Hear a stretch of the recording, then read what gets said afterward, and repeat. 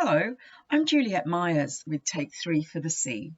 I was forwarded an email trail by colleagues recently, and the original email was dated 2019 from Angie Christofis, Director of PR and Communications, Wyndham Destinations Asia Pacific region. Angie shared with us Wyndham's sustainability story, how it began in this region, took hold, and grew across the company and across countries. Take 3 loves to celebrate and share good news environmental stories. So I asked Angie to join me on Zoom. And thank you for ignoring the rough cutting and editing. I just wanted to share the story because it all started with hashtag Take 3 for the Sea. Angie, hello and welcome. Thanks, Juliette. It's great to be here, and I'm really honoured to be interviewed because, yeah, I'm definitely a big fan of what Take 3 for the Sea do. Such an inspiring organisation. You shared some amazing statistics with us. And I just had some questions for you because I think our corporate partners and anybody who's interested in introducing a sustainability approach or pledge to their business operations day to day would want to hear your story. Had your head office on the Gold Coast already been thinking about environmental sustainability when Tate, one of your colleagues, shared the hashtag Take 3 for the Sea? We did have a global sustainability program in place. Wyndham Destinations at the time, it was a global company. We still are a global company, but our head office is Travel and Leisure Co. in the US. We did have a global sustainability program, but we didn't have an Asia Pacific committee or any local initiatives in place. And when we saw the Take 3 posts on, Facebook and Instagram, and then we watched Tim Silverwood's TED Talk, it really inspired us to form a committee in our region and start taking real action toward positive change. Was the Wyndham management in Australia really receptive to making a commitment? Yeah, the executive team have always been really supportive. We began by putting together a proposal which we sent to the executive team to ban balloons and plastic straws across our resort network. And at the time, I think that encompassed some 33 resorts that we actually manage. So we have control over the purchasing and the management of those properties across, I think it was some 8 countries across Australia, New Zealand, Fiji, Indonesia, Thailand. And our leadership team gave us the green light for that immediately. And we worked with resort operations and our procurement team to implement those changes. And then we started sort of setting calendar dates and invited team members to participate in Take 3 for the Sea, beach cleanups and litter collections. We ran a competition and yeah, it grew from there. How easy was the culture change within each of the offices and teams? We've actually always found that people really do want to make a difference. Sometimes there are, I guess, little challenges in place. Sometimes you have to be a little bit patient. For example, changing the little tiny shampoo bottles over to big pump packs that are a lot more sustainable and use a lot less plastic, obviously. Yes. So. Yes. But we had to wait until stocks had run out, and then we had a supply chain issue because of COVID. So sometimes you have to be a bit patient, but we've always found that people really, really do want to make a difference, and education helps. We've had an extremely positive response to all the changes we've made, both from staff, but also the guests, and we have a vacation club, our club members as well. Yep. Our offices in the Philippines and Japan have, in particular, wonderful levels of engagement with their green activities. They're so active in the green space that they've formed their own national committees, which is just, it's super exciting to see what they're doing. In the Philippines, they've started a turtle conservation program. And they also work with a local Indigenous community where they plant fruit trees for them for sustainability, not just in planting trees, but giving this Indigenous community an income and a food source. So yeah, their work is really impressive. So that ripple of change goes far and Yes. wide. Well, hats off to them, and they're really sort of working towards a circular economy then, but also social change as well as environmental change. How would you recommend organisations actually ensure that authenticity? I think for authenticity, it probably starts with empowering teams to have a voice. I mean, anyone in our organisation, you know, we have some 4,000 employees across Asia Pacific, and then we also are very much in touch with the global organisation, you know, and that's, I think, 20,000 employees and across North America and so forth. But we are very much empowered to have a voice. So anyone can write to our Green Committee to suggest an area of improvement, and we encourage that. And we always act on those suggestions. So, you know, a great example is we had a lady, she wasn't on the committee, but she wrote in and she said, this is a few years back, and she wrote in and she said, oh, I've noticed that the company biros get delivered and they're wrapped in plastic. So we acted on it, and we have an amazing lady in procurement, and you know, it really pays to get the right people on board in the committee because she's in charge of purchasing. So, you know, and there's a lot of purchasing power there for biros. So first of all, she rang that company and she said, we'd like you to please deliver our biros not wrapped in plastic. Can you just request they don't be wrapped in plastic? And they said, yeah, of course. So that was just with our company, that order of biros was 100,000 biros a year, I think just in Australia. It was more than that, but in the vicinity. So then she moved on to USBs, and same thing, we don't even have USBs anymore, but she did the same thing with USBs. But now we don't even have plastic biros, we have wheat straw biros, because every time she makes a purchasing decision, because she's part of our Green Committee, we have a discussion about it, and the decision gets made based on, you know, is it sustainable or not? We've been working on rolling out the groundswell program, as you're aware, because I know that 3 of your New South Wales properties have already registered to take part, and we are taking tourism organisations through a litter reduction journey. And one of the steps that we've needed to include because of timing is helping people with the New South Wales plastic ban, because that comes into, I know you're based in Queensland, but that comes into place on the 1st of June for plastic bags, and then in November for cutlery and takeaway containers, etc. And what your procurement office has done has just asked a really simple question of an existing vendor just to change something. That's a tip for our groundswell operators who are looking at the products that they use or sell, and empowering them to just ask one question of their vendors, and perhaps even choose another vendor if necessary. But I would imagine vendors are also feeling the pressure to move towards more sustainable products and packaging as well.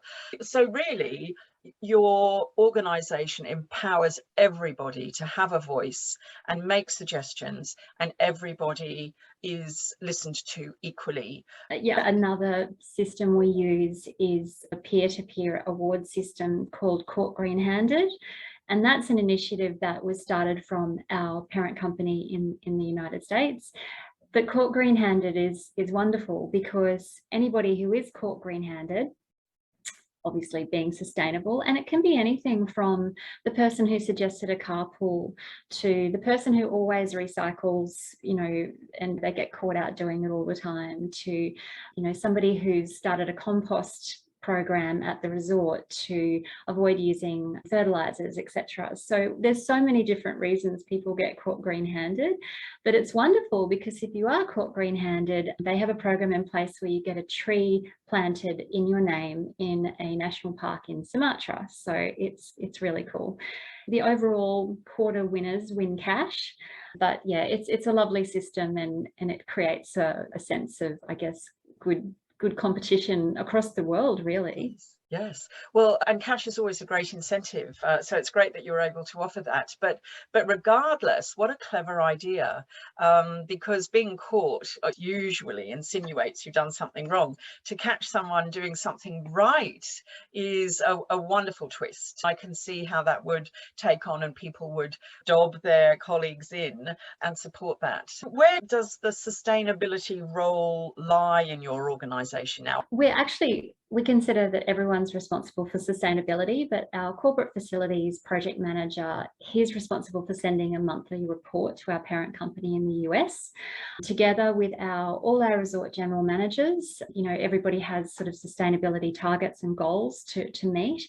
Brendan Hayward, with the help of the resort managers, tracks and measures our environmental sustainability performance goals and targets. And there's an online management system that he plugs that data into that's managed by the US. We're very lucky that we do have access to a big company and they have a very sophisticated system. But it includes energy savings, water savings, and so forth. But I would say that during COVID, we've had to operate a lot leaner. And I don't think that you need dedicated resources to make a change. Myself, I'm chair of our Green Committee, but I have a completely other role. I'm a PR and communications director for the company, and I do it because I'm passionate about it, as do everybody else on the committee. I think there's probably about 20 of us at the moment, spread across many countries.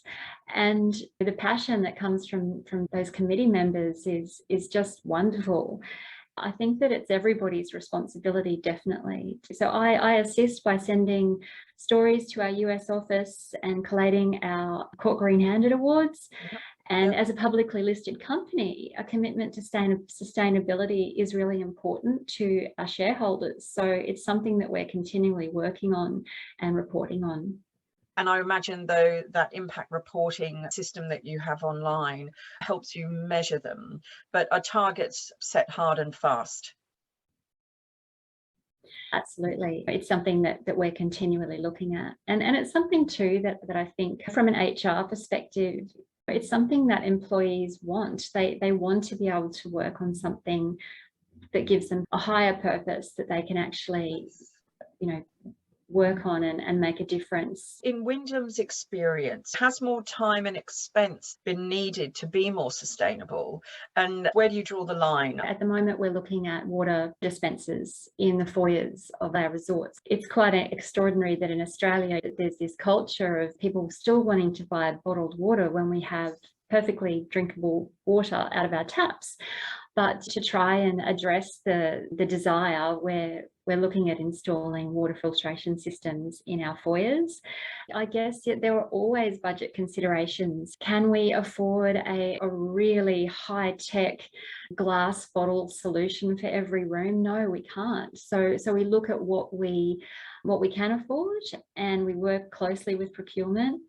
And we work closely with the resort managers and the resort operations team, and we work until we do find a solution. But generally, when it comes to purchase decisions, most of the changes that we've made, because they are sustainable, tend to save the company money in the long run. So, yes. So yeah, there's always something to work through, definitely. It's one of those things, we take the baby steps approach. It's really encouraging to hear that, because perhaps operators who haven't taken all the steps that you have yet at this point haven't seen the wins, the financial gains at the end yet. And so to actually hear you say that making these changes in the end does improve situations, even though there is an outlay to begin with, it's well worth it. So that's very encouraging, because you're so far down the journey already. Very good advice. So I know that you have incentives available for your guests to bring their own keep cups to cafes, and I know that you use non-plastic cutlery. Is there any messaging that you have in guest-facing communication, either before your guests arrive or during their stay, encouraging less plastic or addressing possible litter problems? Yeah, so I'll start with the keep cups. We actually had a bit of a setback because during COVID, it was considered a hygiene risk. Yes. So a number of our F&B outlets were asked that they would have to stop using people's keep cups.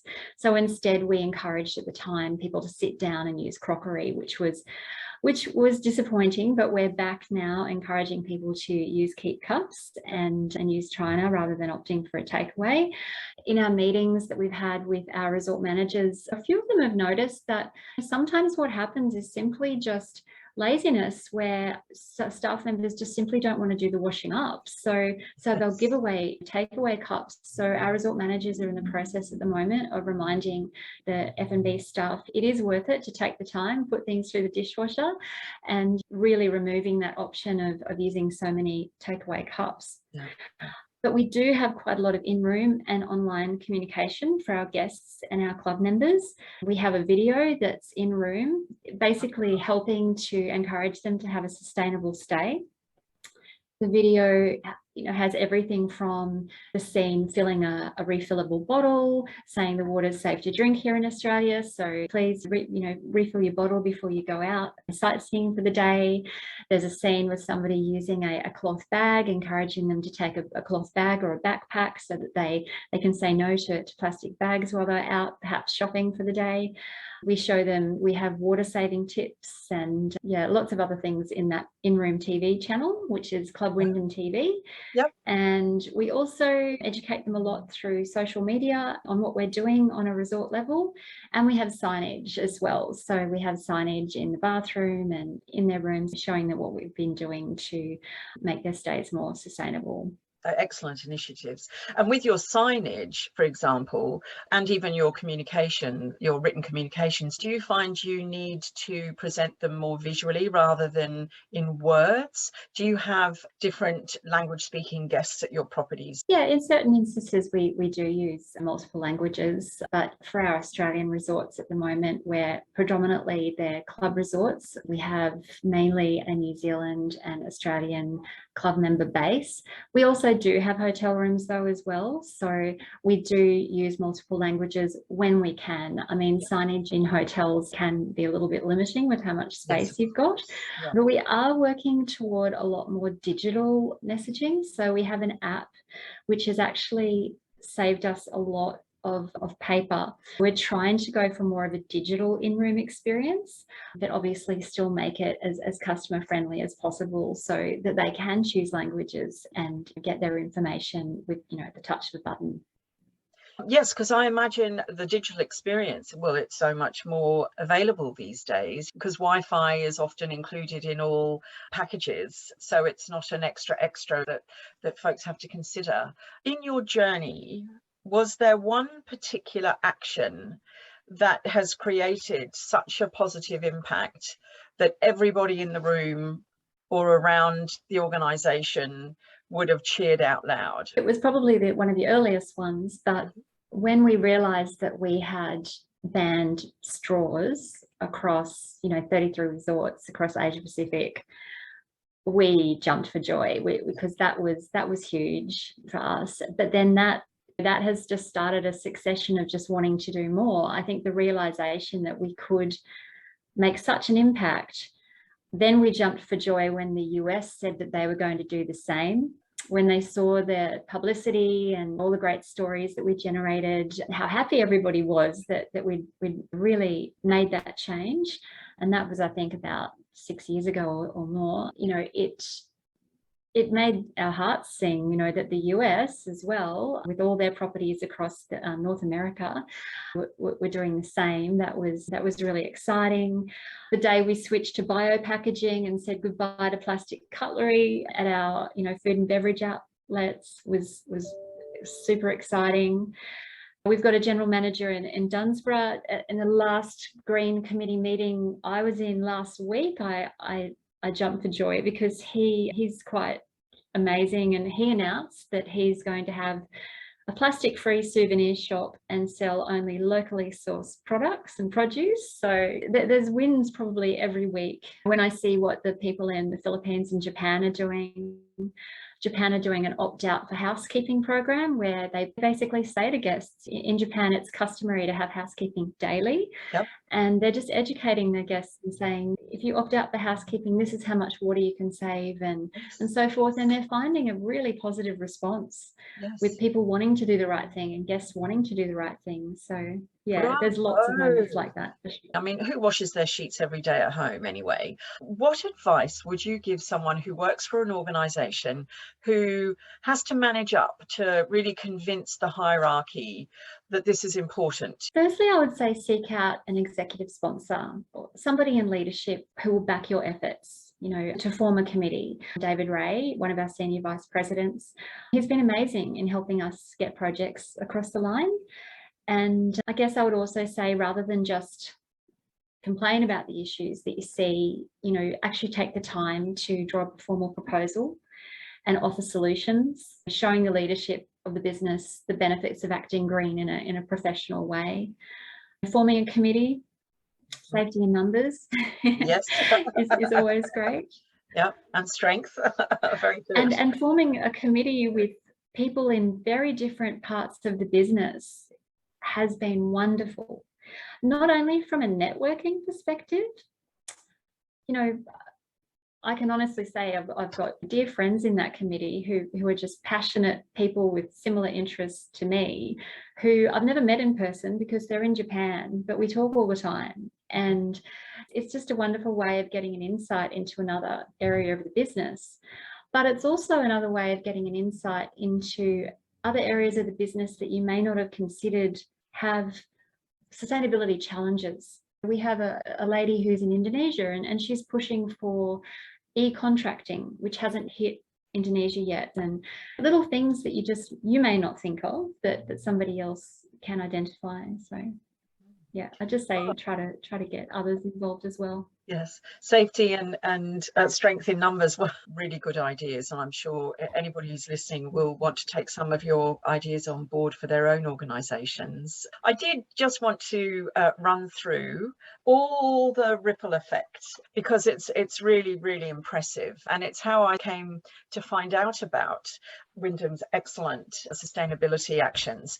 I was forwarded an email, and at the end of it is an email from you saying, just wanted to share this ripple effect and let you know what we've done since Tate Whitelaw first shared the Take 3 for the Sea hashtag with our team at work. So that was back in May 2016.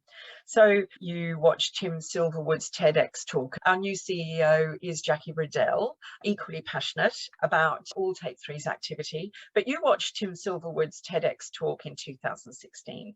Then you rolled out a competition across your resorts and corporate offices. Then you formed your Green Committee at the head office on the Gold Coast. In 2017, reusable coffee cups were sold at your corporate cafe.